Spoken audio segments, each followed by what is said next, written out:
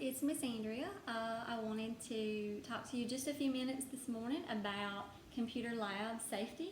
And we will be having a quiz on these on Wednesday, but I wanted to go ahead and just talk through the notes for a few minutes and make sure that you understood everything that we were talking about. So I'm just going to start and kind of read through the notes, and as I read through, I'm going to just explain some of them that are not just obvious.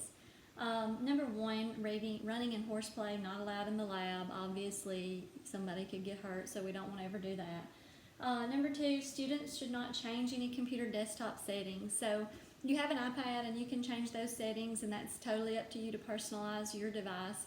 But the lab is used by everyone, so if you don't mind, just leave those settings the way they are and don't change the desktop or any of that stuff without permission. Number three, never try to fix a computer issue yourself. Always ask the teacher for help. There's lots of things that go wrong in the computer lab. Sometimes they won't come on, sometimes they'll freeze, sometimes they just do weird things because they're computers. So just never try to fix something on your own. It's definitely never unplug any equipment or plug in any equipment. Always ask the teacher for help if you need help. So that's number three. Number four, no food, drinks, or gum in the lab, and that's an obvious, I feel like, but I just feel like I always need to say it. You cannot have gum in the lab. We have carpeted floor. Food for the same reason. Liquids and stuff and food can get in and damage the computer equipment, the keyboards and stuff. So obviously if you have a bottle of water or something that has a lid on it, that's fine. We just don't want any drinks, gum, or lab out being utilized during the class time.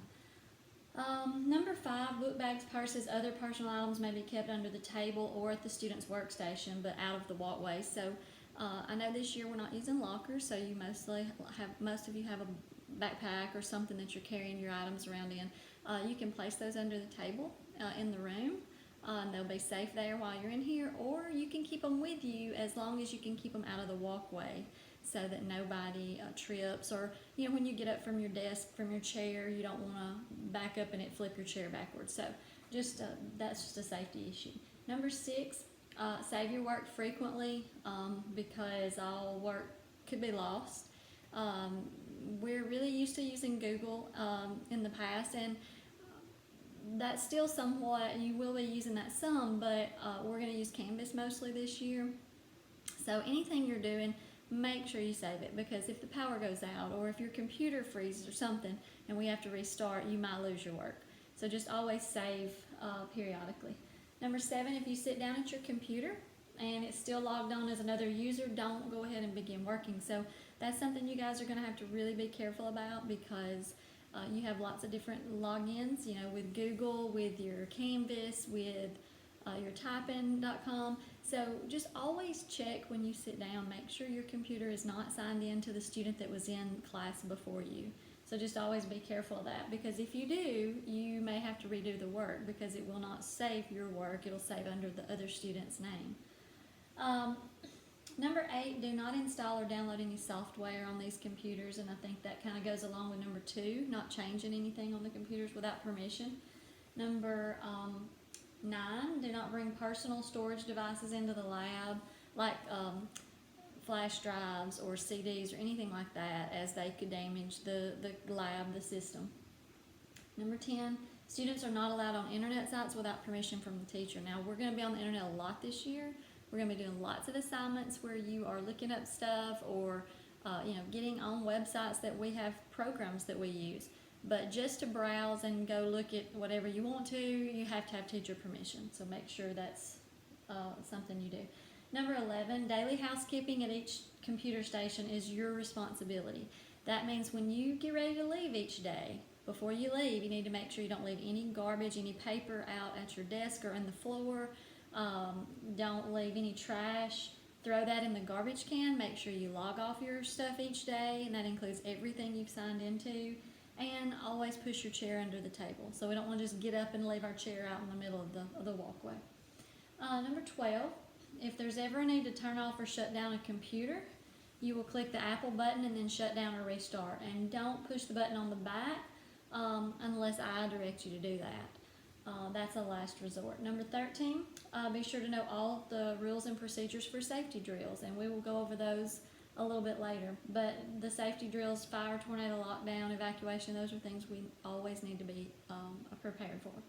Number 14, always use proper keyboarding technique when you're in here.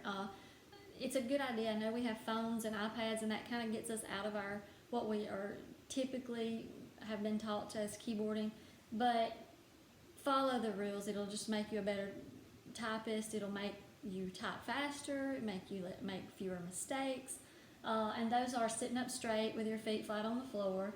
Keep your eyes on what you're typing, the monitor, the copy, not the keys. Keep your wrist off your keyboard or desk, and keep both hands on home row with fingers slightly curved.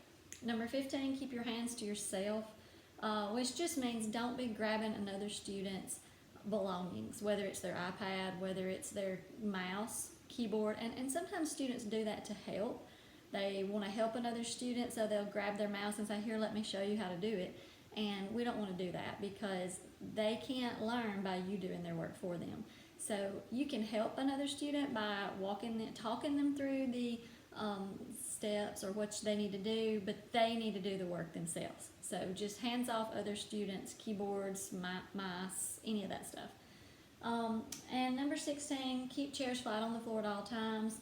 Don't lean back in the chairs. And I know that sounds very obvious, but I sometimes have to say that to students. You could break the chair legs. They're not the strongest chair legs, and you could flip back and bust your head. So just be really, really careful of that. And so that's the last one. So just kind of read over these rules. Make sure you understand those. If you have any questions, let me know. And you'll have a short quiz on Wednesday, which should be pretty simple. But anyway, I wanted to go through the rules and just make sure everybody understood those.